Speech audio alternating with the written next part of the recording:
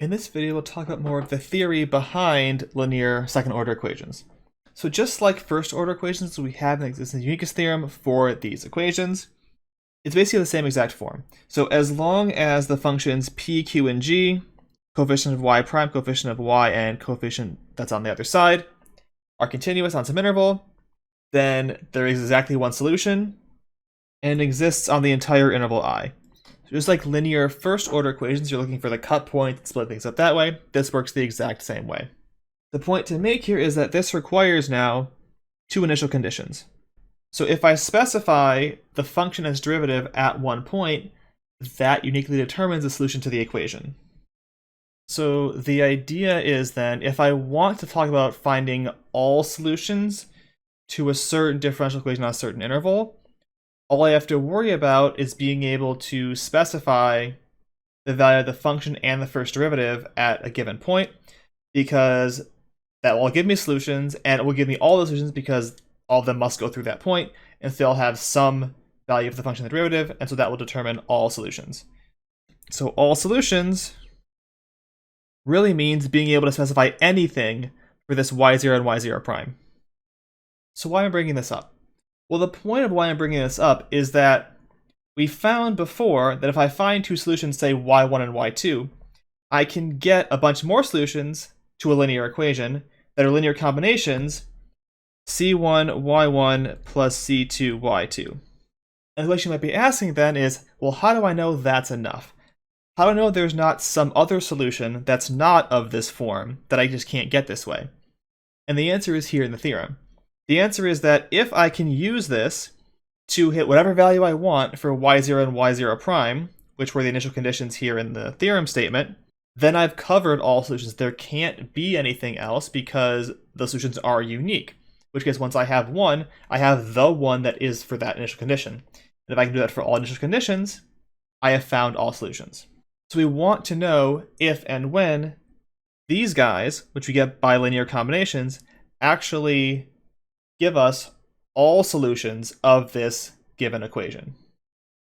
And that comes down to the idea of a fundamental set or a basis of solutions.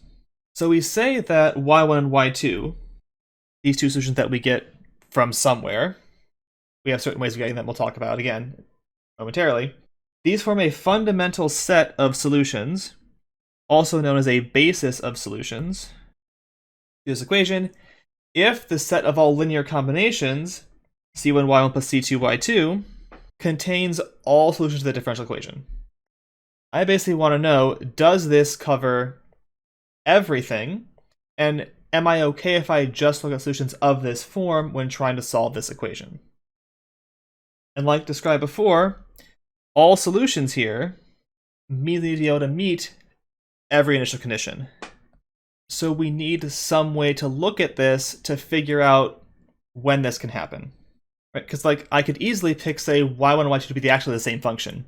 In which case, the c1, y1, c2, y2 isn't really any more than just c1, y1 isn't really just more than one function. And so it's probably not going to be enough. So I need some way to know if I have an appropriate y1 and y2 to make this happen and to have this work out for this equation. And if that does happen, then I know that I can just look at solutions of this form, and that will give me all the solutions I could ever want for this equation because they're unique, and I have found one that works for that condition. So when does this happen? Well, this will happen if y1 and y2 are different enough. And what do we mean by different enough? Let's just go and try to solve this condition and see if we can work it out.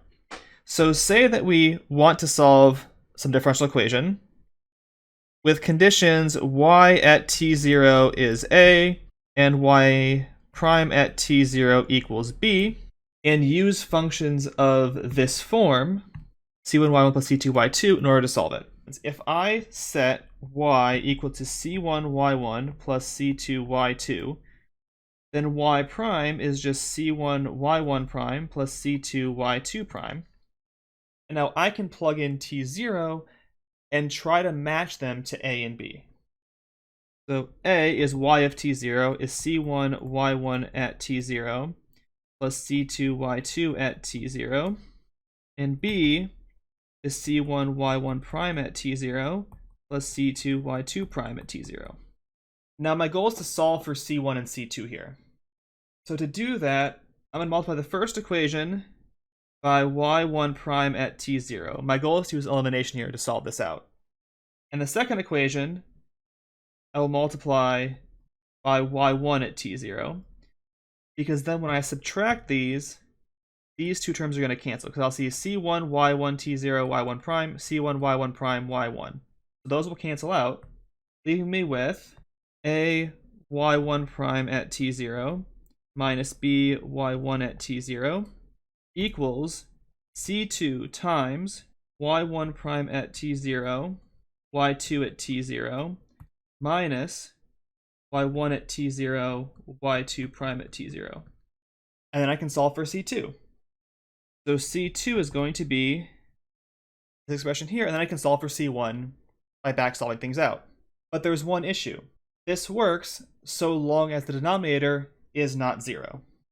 So as long as this part is not 0, then we're good. I can solve for c1 and c2, and everything's great.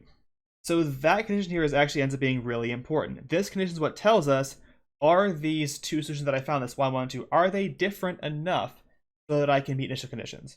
And it's so important that that's what we use to actually determine what's going on with these equations.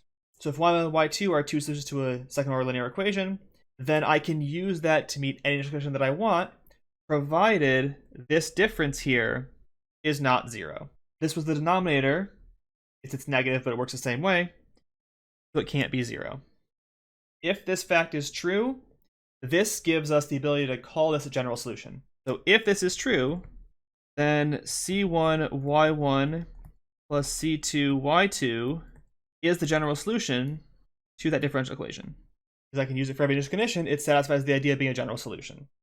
As a side note here, there is another theorem in this area called Abel's theorem, which basically says that the function that I'll call w of t, which is y1 of t, y2 prime of t, minus y1 prime of t, y2 of t. Basically, it's the same thing as above, but instead of plugging in t0, I just leave it as a function of t.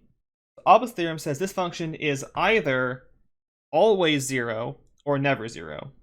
Either it is the 0 function no matter what t you plug in, you get 0 no matter what, or this function never touches 0. And so that means to check the condition above, for if you have a general solution, all you have to do is check any one convenient point. And then that will let you know that these are in fact different, and you get a general solution out of these two separate solutions. And for a little bit of extra terminology about this idea, this w of t function, defined previously, y1 of t, y2 prime of t, minus y1 prime of t, y2 of t, is called the Wronskian of these two solutions. And what do we get from all of this? In addition, we say that the two solutions, y1 and y2, are linearly independent if their Wronskian is non-zero. And remember, the Wronskian's either always 0 or never 0. So if it hits 0 ever, then it's always 0, and these are linearly dependent solutions.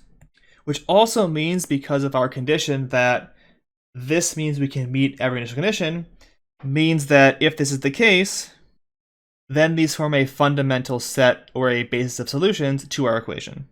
And the general solution to that equation is c1 y1 plus c2 y2, because that covers all possible solutions to this equation.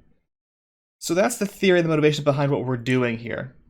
As long as we can find two solutions to a given differential equation that are different enough, we can then generate a general solution this way, and then just find C1 and C2 to meet our initial conditions. So as long as we can come up with two solutions that are different, we can work forward from there. We saw how to do that for cases where the solution has real and distinct roots, but now we'll go forward to see what happens in other cases and how we get these two solutions, because these two are really the key to being able to solve these second order linear equations.